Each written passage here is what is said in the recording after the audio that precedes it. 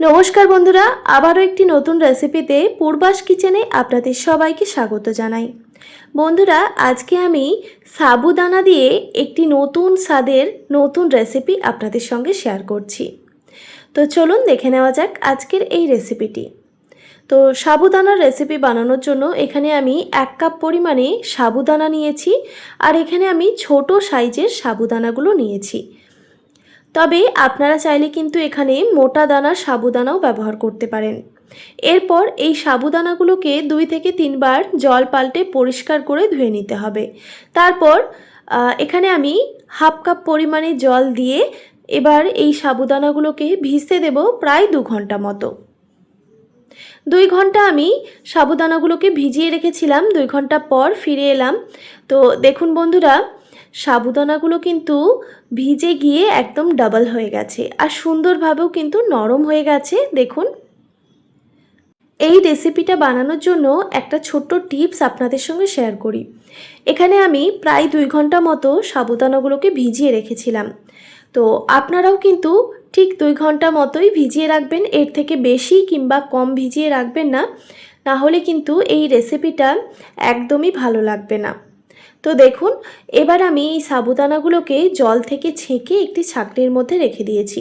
তারপর একটি প্যানের মধ্যে দিয়ে দিলাম প্রায় 2 থেকে 3 টেবিল চামচ পরিমাণে সর্ষের তেল। এবার তেলটা গরম হয়ে গেলে এখানে আমি দিয়ে দিলাম 1 টিস্পুন পরিমাণে গোটা জিরে বা সাদা জিরে, তারপর 1 টিস্পুন পরিমাণে সর্ষে, এরপর 1 টিস্পুন দিয়ে দিলাম বিউলির ডাল, 1 টিস্পুন ছোলার ডাল, আর 1 টিস্পুন অড়হর ডাল দিলাম।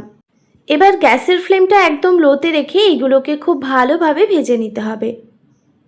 তো এইগুলো থেকে যখন একটা সুন্দর ফ্লেভার ছেড়ে দেবে, তখন এখানে দিয়ে দিতে হবে বেশ কিছুটা পরিমাণে কারি পাতা। আর এই সময় কিন্তু আমি গ্যাসের ফ্লেমটা একদম লোতে রেখেছি। এবার কারি পাতাগুলো দেওয়ার পর আবারও খুব ভালোভাবে ভেজে নিতে হবে। তো দেখুন বন্ধুরা, সব উপকরণগুলো খুব ভালোভাবে ভাজা হয়ে গেছে। এবার এখানে আমি দিয়ে দিচ্ছি 1/2 কাপ পরিমাণে সুজি।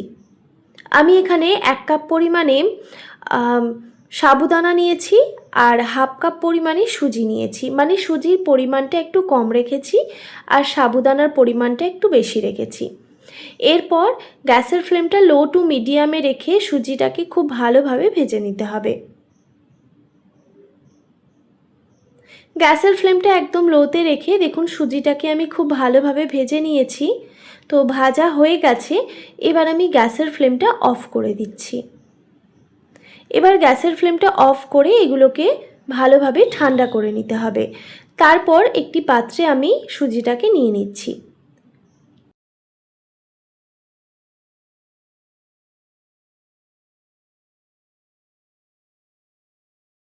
দেখুন, এখানে একটি বাটির মধ্যে আমি 1 কাপ পরিমাণে টক দই নিয়েছি। যেই কাপের মাপ করে আমি সাবুদানা আর সুজি নিয়েছি, সেই কাপের মাপ করেই 1 কাপ পরিমাণে টক দই নিয়েছি। আমি আজকে কাপ মেপে সব উপকরণ নিচ্ছি, যাতে আপনাদের বুঝতে কোনো রকম অসুবিধে না হয়। এবার এই টক দইটাকে খুব ভালোভাবে ফেটিয়ে নিতে হবে। তারপর সুজির মধ্যে এই টক দইটাকে দিয়ে দিতে হবে। তারপর এই উপকরণগুলো খুব ভালোভাবে মিক্স করে নিতে হবে।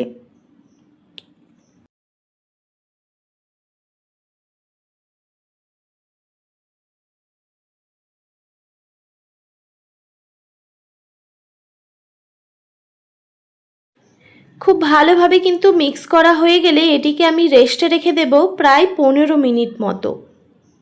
15 থেকে 20 মিনিট মতো এটাকে রেস্টে রেখে দিলে বেশি ভালো হয়।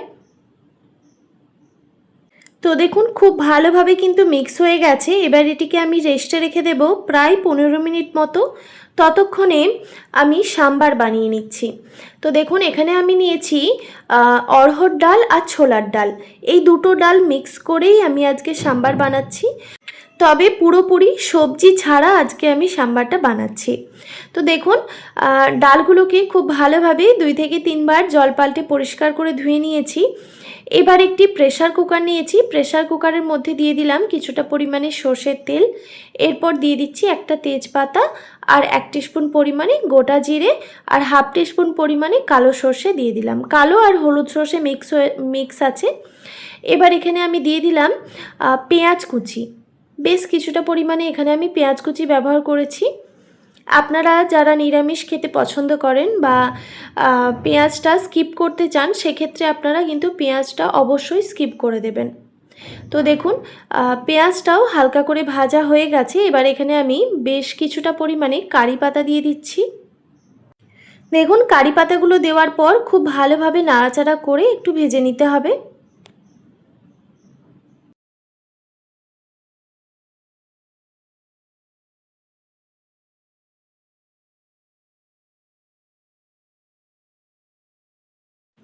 তো দেখুন কারি পাতা আর পেঁয়াজ একসঙ্গে ভাজা হয়ে গেছে।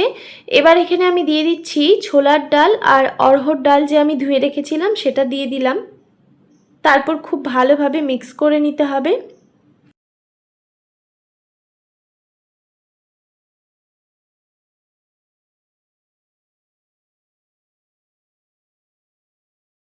খুব ভালোভাবে নাড়াচাড়া করে নিয়ে এবার এখানে আমি কিছু গুঁড়ো মশলা অ্যাড করছি।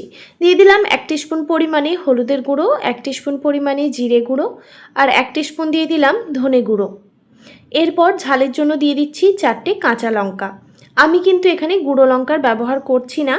আপনারা চাইলে কিন্তু অবশ্যই ঝালের পরিমাণটা কমিয়ে কিংবা বাড়িয়ে দিতে পারেন। আর আপনারা চাইলে গুঁড়ো লঙ্কাও ব্যবহার করতে পারেন, শুকনো গুঁড়ো লঙ্কা। এরপর এখানে আমি দিয়ে দিলাম পরিমাণ মতো জল। এবার জলটা দেওয়ার পর খুব ভালোভাবে নাড়াচাড়া করে নিতে হবে। এরপর সবশেষে দিয়ে দিলাম স্বাদ মতো নুন।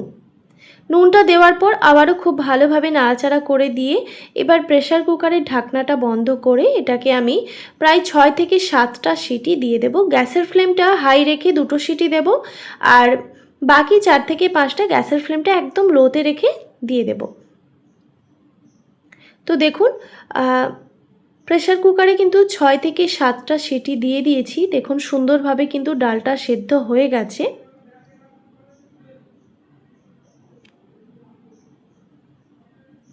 দেখুন জলের পরিমাণটাও কিন্তু আমি একদম পারফেক্ট রেখেছি, মানে খুব বেশি গাঢ়ও না আবার খুব বেশি পাতলাও না, একটু হাতার সাহায্যে একটুভাবে ঘেঁটে দিচ্ছি।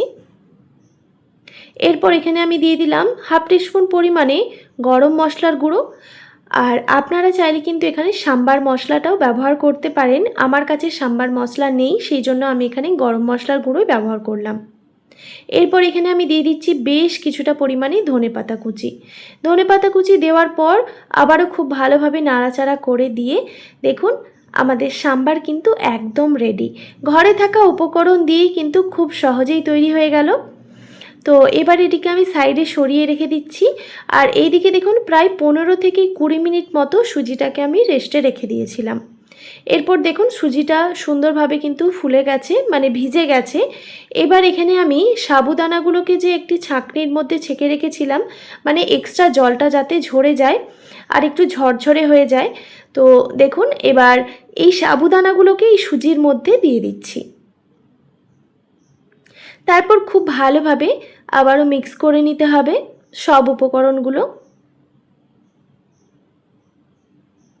বন্ধুরা আপনারা হয়তো খেয়াল করেছেন আমি কিন্তু এখানে নুনের ব্যবহার করিনি, সবশেষে নুনটা দেব। তো খুব ভালোভাবে মিক্স করে নিয়ে তো দেখছি একটু ব্যাটারটা গাঢ় হয়ে গেছে, তাই দইয়ের বাটি ধোয়া সামান্য একটু জল দিয়ে দিচ্ছি। একটু একটু করে জল দেব, তবে সব জলটা আমি দেব না, মানে যতটা জলের প্রয়োজন ঠিক ততটাই দিতে হবে।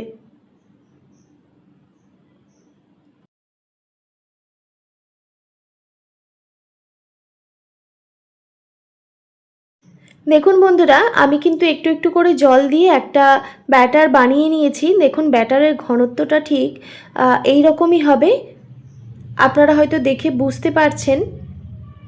এবার এখানে আমি দিয়ে দিচ্ছি বেশ কিছুটা পরিমাণে ধনেপাতা কুচি। ধনেপাতা কুচি দেওয়ার পর আবারও খুব ভালোভাবে নাড়াচাড়া করে নিতে হবে বা মিক্স করে নিতে হবে।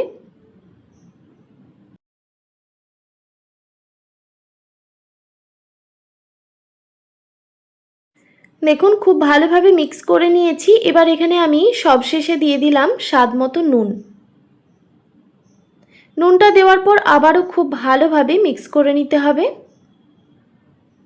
তো বন্ধুরা, আপনারা দেখেই বুঝতে পারছেন, অবশ্যই আপনারা থাম্বনেল দেখেই বুঝতে পেরেছেন, আজকে আমি সাবুদানার ইডলি বানাচ্ছি।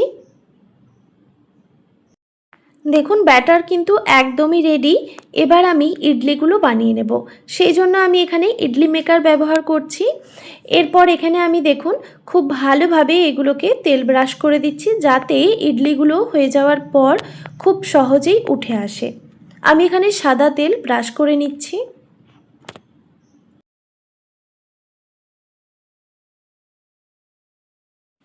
এরপর যে ব্যাটারটা আমি রেডি করে রেখেছিলাম, এবার আরও একটু ফেটিয়ে নিয়ে তারপর এর মধ্যে আমি কিছুটা করে ব্যাটার দিয়ে দেব।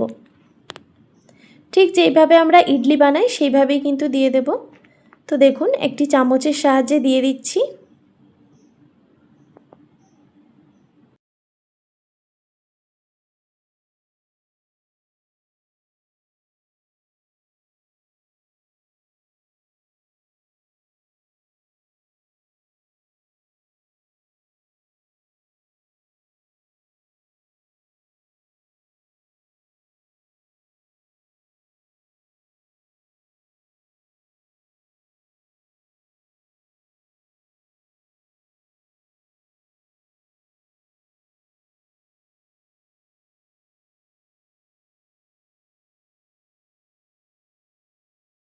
এবার এইগুলোকে স্টিম করে নেব, সেই জন্য আমি আগে থেকে জল গরম করতে বসিয়ে দিয়েছিলাম। জলটা গরম হয়ে গেছে, এবারে আমি এগুলোকে দিয়ে দিচ্ছি।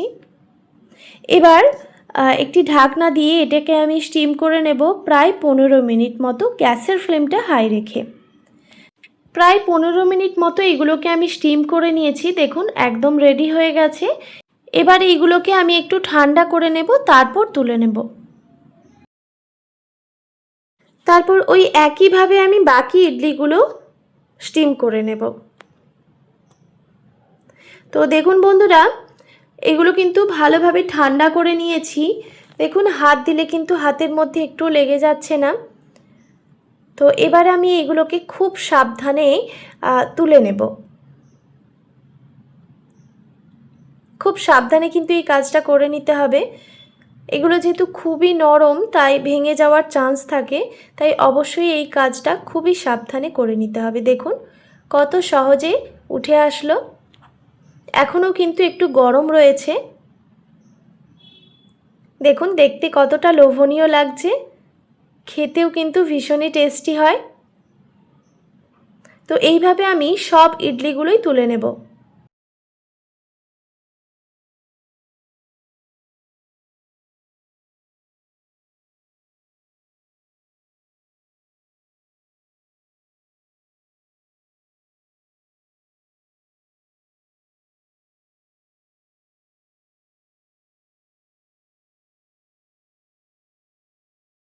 দেখুন বন্ধুরা, সব ইডলিগুলো তুলে নিয়েছি। এবার এটিকে আমি গরম গরম পরিবেশন করে নিচ্ছি।